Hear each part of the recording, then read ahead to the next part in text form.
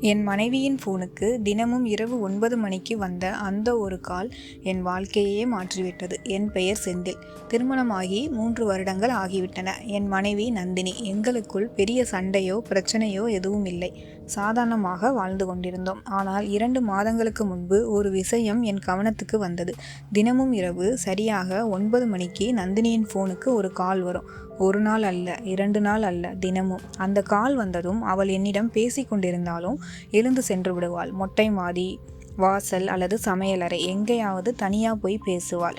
முதலில் நான் அதை பெரிதாக எடுத்துக்கொள்ளவில்லை. ஆனால் நாட்கள் போக போக எனக்கு சந்தேகம் வர ஆரம்பிச்சது.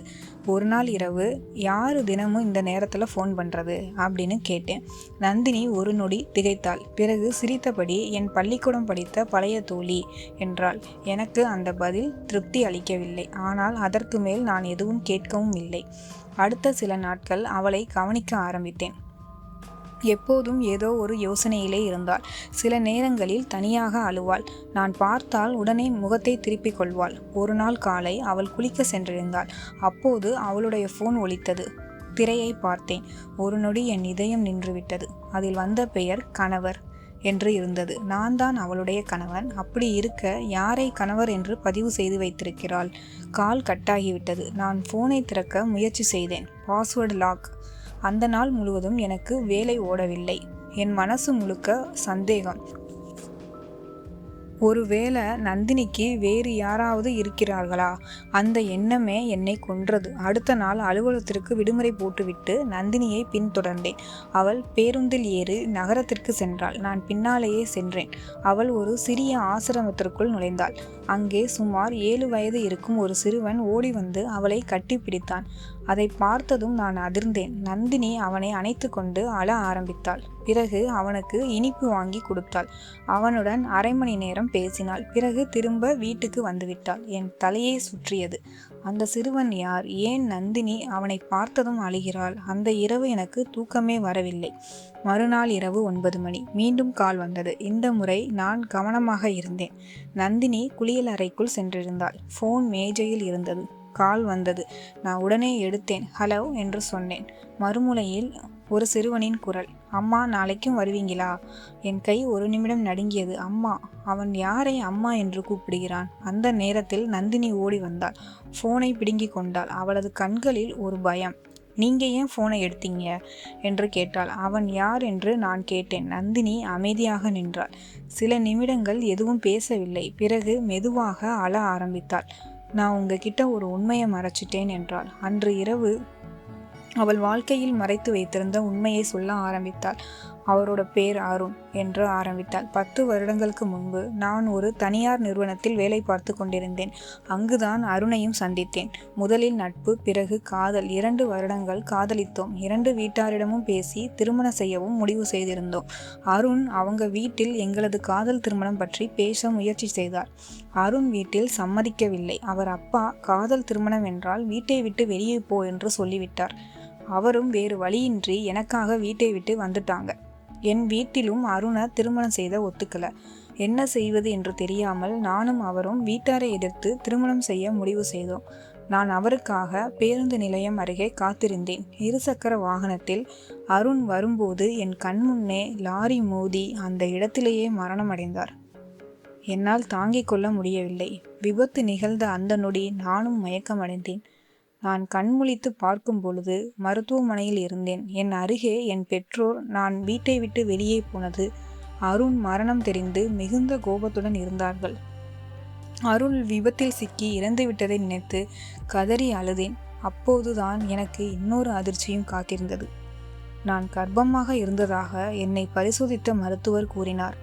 அருணின் குழந்தை. அந்த செய்தி தெரிந்ததும் வீட்டில் பூகம்பம் வெடித்தது. என் பெற்றோர் என்னை திட்டினாங்க. உறவினர்கள், ஊர், மானம், அவமானம் என்று சொல்லி கருவை கலைக்க சொன்னார்கள். நான் எவ்வளவோ சொன்னேன். அருண் கூட தான் வாழ கொடுத்து வைக்கல, அவர் குழந்தையை பெற்று நான் வளர்க்கிறேன் என்று. என் பெற்றோர் பிடிவாதமாக இருந்தனர் கருவை கலைக்க. ஆனால் மருத்துவர் கருவை கலைத்தால் உங்கள் மகளுக்கு தான் ஆபத்து என்றார். சில மாதங்கள் கழித்து குழந்தையும் பிறந்தது. ஆனால் அந்த குழந்தையை வளர்க்க யாருமே சம்மதிக்கவில்லை. இறுதியில் ஒரு ஆசிரமத்தில் சேர்த்து விட்டார்கள். நான் தினமும் அழுதேன். என் குழந்தையை என்கிட்ட இருந்து பிரிச்சுட்டாங்க. என் பெற்றோர் கட்டாயத்தால் தான் நானும் உங்களை திருமணம் செய்தேன். என்னை மன்னித்து விடுங்கள். என்னால் என் குழந்தையை மறக்க முடியவில்லை. ஆசிரமத்தில் இருக்கும் அந்த பையன்தான் எனக்கு தினமும் கால் பண்ணி பேசுகிறான். அவன் வேறு யாரும் இல்லை. எனக்கும் அருணுக்கும் பிறந்த குழந்தைதான் அர்ஜுன் என்று சொல்லிவிட்டு நந்தினி கதறி அழுதாள். என் மனசு கோபத்திலும் வலியிலும் இருந்தது. ஆனால் இன்னும் ஒரு கேள்வி, அருண் யார் என்று கேட்டேன். நந்தினி எழுந்து சென்று ஒரு பழைய பெட்டியை எடுத்து வந்தாள். அதிலிருந்து ஒரு புகைப்படத்தை எடுத்தாள். இவர்தான் அருண் என்று என்னிடம் நீட்டினாள். நான் சாதாரணமாக வாங்கி பார்த்தேன். அடுத்த நொடி என் கைகள் நடுங்க ஆரம்பித்தது. புகைப்படம் கீழே விழ போனது. என்னால் மூச்சு விட முடியவில்லை. இல்லை, இது உண்மையா இருக்காது என்று கதறினேன். நந்தினி அதிர்ச்சியாக என்னை பார்த்தாள். ஏங்க, என்னாச்சு என்று கேட்டாள். என் கண்களில் கண்ணீர் வந்தது. நான் புகைப்படத்தை நெஞ்சோடு அணைத்து கொண்டேன். உங்களுக்கு இவரை தெரியுமா என்று நந்தினி கேட்டாள். இவன் இவன் என் அண்ணன் அருண். நந்தினி அதிர்ச்சியில் உறைந்து போனாள். என்ன சொல்றீங்க என்று கேட்டாள். நான் அழ ஆரம்பித்தேன். என் அண்ணன் செத்துட்டானா? இல்லை, நான் நம்ப மாட்டேன். அவன் எங்கேயோ உயிரோடு இருப்பான்னு தானே நான் நினைச்சேன். இத்தனை வருஷம் அவன் திரும்பி வருவான்னு காத்திருந்தேன் என்று கதறினான். அந்த நேரத்தில் வெளியே நின்று கொண்டிருந்த என் அப்பா உள்ளே வந்தார். என் கையில் இருந்த புகைப்படத்தை பார்த்ததும் அவரது கண்கள் கலங்கின. அருண் என்று மெதுவாக சொன்னார். நான் கோபமாக எழுந்தேன். அப்பா! அவர் தலை குனிந்தார். அவன் காதலிச்ச பொண்ணை நான் ஏற்கலை. கோபத்தில் பேசிட்டேன். வீட்டை விட்டு போக சொன்னேன். அவனும் கோபத்தில் போயிட்டான். அதுக்கப்புறம் திரும்பி வரல. நாங்கள் எங்களுக்கு தெரிஞ்ச எல்லா இடத்துலையும் தேடினோம். ஆனால் கிடைக்கல. எங்கேயோ உயிரோடு இருப்பான்னு தான் நானும் நினச்சேன் என்று சொல்லிட்டு அழ ஆரம்பித்தார். அன்று இரவு யாராலும் தூங்க முடியவில்லை. ஒரு பக்கம் நந்தினியின் வலி, ஒரு பக்கம் என் அண்ணன் இறந்த துக்கம், மற்றொரு பக்கம் அந்த சிறுவன். என் வாழ்வில் இப்படி ஒரு ஏமாற்றமா என்று நொந்து போனேன். மறுநாள் காலை நான் ஆசிரமத்திற்கு சென்றேன். அந்த சிறுவன் வழக்கம் போல விளையாடி கொண்டிருந்தான். என்னை பார்த்ததும் ஓடி வந்தான். நான் அவனை பார்த்து கொண்டே இருந்தேன். அவன் சிரித்தான். அந்த சிரிப்பில் என் அண்ணன் தெரிந்தான். என் கண்கள் கலங்கின. மாலை வீட்டிற்கு வந்தேன். நந்தினி பயத்துடன் என்னை பார்த்தாள். நான் அவள் அருகில் அமர்ந்தேன். நீ என்னிடம் உண்மையை மறைச்சது தப்பு என்றேன். அவள் அமைதியாக தலையை குனிந்தாள். ஆனா என்று சொல்லிவிட்டு நிறுத்தினேன். அந்த பையன் எந்த தப்பும் செய்யல. நந்தினி மெதுவாக என்னை பார்த்தாள். அவன் உன் மகன் மட்டும் அல்ல, என் அண்ணன் மகன், இந்த வீட்டோட வாரிசு. அவள் கதறி அழ ஆரம்பித்தாள். மறுநாள் நாங்கள் இருவருமே ஆசிரமத்திற்கு சென்றோம். அந்த சிறுவன் ஓடி வந்து நந்தினியை கட்டிப்பிடித்தான். பிறகு என்னை பார்த்தான். இவர் யாரு என்று கேட்டான். நந்தினி பதில் சொல்ல முடியாமல் நின்றாள். நான் அவன் அருகில் மண்டியிட்டு அமர்ந்தேன். அவன் கையை பிடித்தேன். நான் உன் அம்மாவோட கணவர் என்றேன். அவன் சில நொடிகள் என்னை பார்த்தான். பிறகு மெதுவாக கேட்டான், அப்போ நீங்க தான் என் அப்பாவா? என் கண்களில் கண்ணீர் வந்தது. நான் அவனை கட்டிப்பிடித்து கொண்டு சொன்னேன், இல்லடா, நான் உன் அப்பா இல்லை, நான் உன் சித்தப்பா என்றேன். அவன் புரியாமல் பார்த்தான். நான் சிரித்து கொண்டே சொன்னேன், இனிமே நீ தனியாக இருக்க வேண்டாம். நீ என் அண்ணன் மகன். இனிமே நீ எங்கள் வீட்டில் தான் வளரப்போற. அந்த நொடி என் அண்ணனை என்னால் காப்பாற்ற முடியவில்லை என்ற வலி இருந்தது. ஆனால் அவன் விட்டு சென்ற இந்த உயிரை மட்டும் நான் கைவிடப் போவதில்லை என்று மனதுக்குள் உறுதி எடுத்துக்கொண்டேன். அன்று முதல் அர்ஜுன் ஆசிரமத்தில் வாழவில்லை, எங்கள் வீட்டில் வாழ ஆரம்பித்தான். சில உறவுகள் பிறப்பால் உருவாகும், சில உறவுகள் அன்பால் உருவாகும். ஆனால் சில உறவுகள் விதியால் பிரிந்தாலும் மீண்டும் ஒன்று சேர்க்கப்படுவதற்காகவே பிறக்கின்றன. நன்றி.